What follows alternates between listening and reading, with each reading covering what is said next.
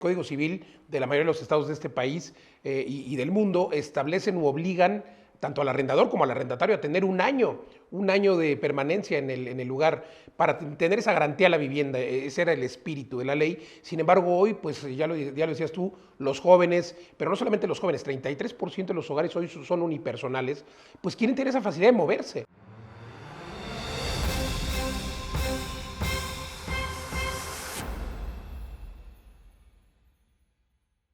Empezaste a rentar casas en co-living, es decir, las propiedades por habitación y luego donde había una sala, un comedor, pusiste una siguiente habitación, donde había espacios o áreas sociales, los utilizaste para crear más habitaciones. Esto a muchas personas les parece complicado, ¿no? Dicen, yo no viviría ahí, otra vez regresando a lo que hablamos Sí. al inicio, pero tú, por ejemplo, viviste en Londres muchos años y en Londres hay espacios de 6, 7 metros cuadrados que justamente rentan muy alto, muy caro, porque la gente hoy quiere vivir dentro de las ciudades. ¿Cuál ha sido esa experiencia y qué le dirías a esas personas que tienen miedo de rentar espacios pequeños? Sí, quizá por estos años en Londres y por mi experiencia en Europa, los espacios en América en general siempre me han parecido muy grandes, muy generosos, con mucho despilfarro de espacio. Entonces, aquí fui viendo que había esa posibilidad de compactar más y la gente está dispuesta a vivir en un lugar más pequeño con todas las comodidades porque solamente llegas con la mochila y ya está todo, los muebles, la decoración, todo. Entonces, Y te permite rentar también por periodos más claro, cortos. más cortos. Y al final es la psicología del huésped. O sea, un joven hoy en día termina la universidad, la mayoría de la gente estudia la universidad desde casa de sus padres, empieza a trabajar y empieza a recibir en México, pues el salario inicial de un licenciado son 12.000, 15.000 pesos, 18.000 si te va bien, ¿no? Entonces, con eso normalmente en cualquier país una persona puede pagar un tercio de sus ingresos como renta o como hipoteca. Entonces, un tercio de 12.000 pesos son 4.000 pesos. Con 4.000 no puedes rentar ningún departamento. Incluso si te juntas con otros amigos, pues tienes que juntar entre todos el depósito, los muebles, el compromiso de más de un año. El compromiso de más de un año, el fiador y todo eso. Si alguien tiene que firmar por todos, etcétera, entonces es muy complicado. Si algo sale mal, pues se viene abajo toda esa empresa que han montado entre varios amigos. El co-living lo que permite es renta por habitaciones con un espacio pequeño, todo incluido. Tú imagínate a uno de estos jóvenes, le dices, por 3.500 pesos vas a tener todo incluido, no solo la renta, sino el agua, luz, internet, agua caliente, a veces incluso servicio de blancos, de limpieza. Y ya no hay sorpresas, no hay que, oye, que este bimestre la factura llegó muy alta, fulanito no pagó su parte, etcétera.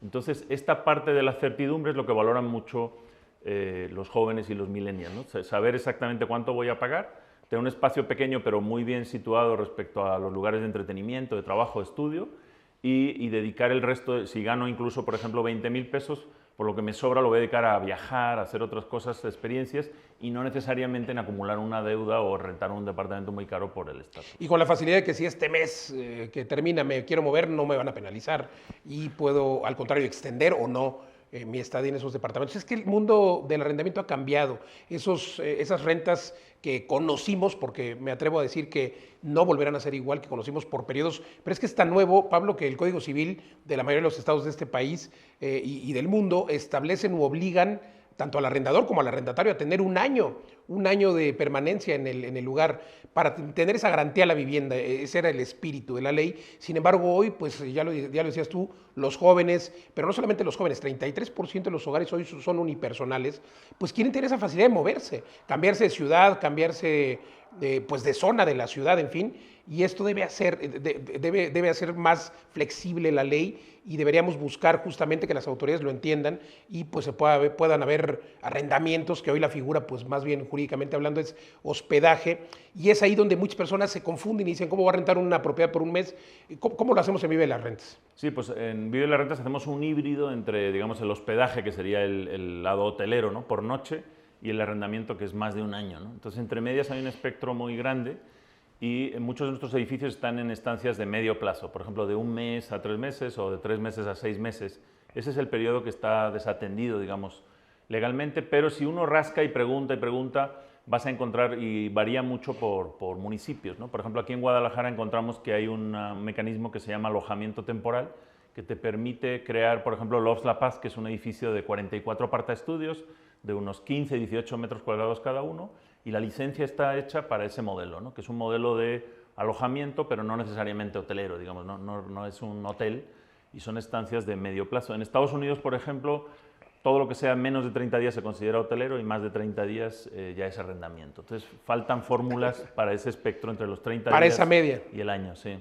Totalmente de acuerdo, Pablo. La verdad es que pues, hemos sido muy innovadores en Vive las Rentas gracias al triángulo, por supuesto, que por supuesto este triángulo tiene las horas, o sea, empezamos o partimos del año, luego los meses, luego los días, plataformas como Airbnb y demás, pero también en tu triángulo están las horas, ¿no? Sí, las horas, bueno, el caso clásico es el motel, digamos, o un hotel por hora se llama en España, pero otro, por ejemplo, son los hoteles cápsula, que ahora están creciendo mucho en los aeropuertos y en otros lugares. O en España ya hay lugares también donde puedes ir a dormir la siesta. ¿Te acuerdas que siempre nos desespera ahí Sí. que todo está cerrado, ¿no? Entonces puedes ir 2 o 3 horas.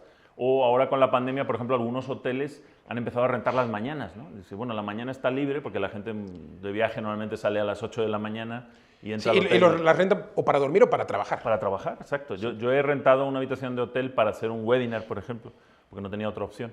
Entonces se trata de ir flexibilizando el espacio-tiempo, ¿no? Irlo disasociando y que el espacio no solo tenga un uso para las 24 horas, sino ir desmembrando esas 24 horas y que los espacios sean multiusos. Entonces eso te da mayor rentabilidad por metro cuadrado, obviamente, y por unidad de tiempo. ¿Cómo va aceptando el mundo a través de la globalización estas rentabilidades por espacio, por tiempo más cortos de los que hemos estado hablando? Digo, porque tenemos edificios en España, en Estados Unidos, en México, pero ¿cómo ves al menos estos 3 países? Sí, pues va cambiando muy rápido. Yo creo que la tecnología es la que ha hecho posible este cambio, ¿no? El gran ejemplo es Airbnb, bueno, y el otro ejemplo es Uber, esta economía compartida, cómo puedes compartir pues tu propiedad, ¿no? por habitaciones o por periodos de tiempo. Y hace unos años, pues, ¿quién nos iba a decir que tú ibas a querer que un extraño viviera en tu casa sin saber quién es, ¿no? Incluso Exacto. sin estar tú, ¿no? Le das las llaves y ya. Y la entrada autónoma. Exacto. Y ahora, por ejemplo, en el tema de los coches, además de Uber, hay unas plataformas en las que tú puedes poner tu coche para rentarlo por días también. En Estados Unidos está teniendo mucho éxito, ¿no? Entonces, se trata de desprenderse de esa idea de la posesión, ¿no? Del coche, de la casa, que son conceptos muy latinos, ¿no? Muy También latinos, y ese es el problema que tenemos en México con las propiedades, ¿no? La gente dice, es que es mi casa y yo no quiero que entre nadie y me la van a destruir y me la van a despintar. Bueno, pues la pintas y listo, ¿no? Sí, exacto. Es algo como muy territorial, yo creo que un poco tribal. Decir, bueno, pues esta es la casa donde yo... O las familias que no venden la casa familiar, ya se murieron los padres porque ahí crecieron ellos y no saben qué hacer. Y tienen la mayor parte de su patrimonio está atrapado ahí en una ruina, ¿no? Y están en bien y sin buena rentabilidad. ubicación. Sí, exacto. Entonces hay que desprenderse de esa parte pues psicológica, subjetiva del espacio y ver los inmuebles como lo que son. Digo, sí son espacios para vivir, pero pues tienen muchas funciones y es un vehículo de inversión que puede hacer que puedas vivir de las rentas, como se llama nuestra empresa, de manera muy rápida, ¿no? No esperar los 20 años de la hipoteca, sino en 4 años te puedes retirar con esas inversiones y apalancándote con el dinero de otros, etcétera. Es lo que está sucediendo con muchos de nuestros alumnos en la academia que tenemos, en vivelasrentas.com/academia, aquí abajo apareciendo.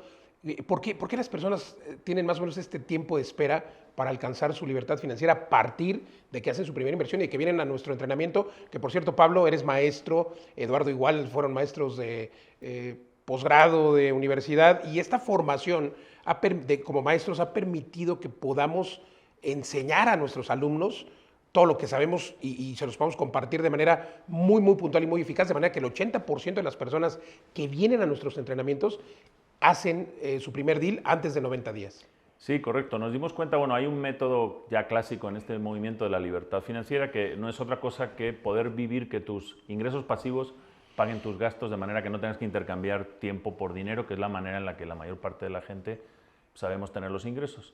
Entonces, una vez que descubres el método, dices, bueno, compro estas hipotecas que se pagan solas con la renta, busco dónde, ya te hemos dicho cómo hacerlo, pero el método lento es pues ir una casa por año, por ejemplo. De hecho, hay un método por ahí que dice una casa al año no hace daño. Entonces, y no hace daño. Pero ese es el método lento, o sea, tienes que esperar a que se paguen las hipotecas. En México normalmente son 15, 20 años, y ya una vez que están todas pagadas, pues ya esa renta, en lugar de ir a pagar la hipoteca, va para ti, ¿no? Pero una vez que lo hicimos, Eduardo, tú y yo, nos dimos cuenta que había un método mucho más rápido, ¿no? Si te apalancas con algunas ganancias de capital, si vas más rápido que eso de la casa al año, etcétera.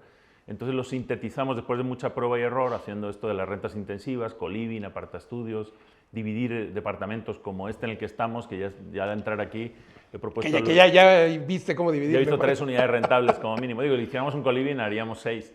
Sin duda. Pero a lo mejor no es el mejor uso de esta propiedad por su ubicación, por su plusvalía.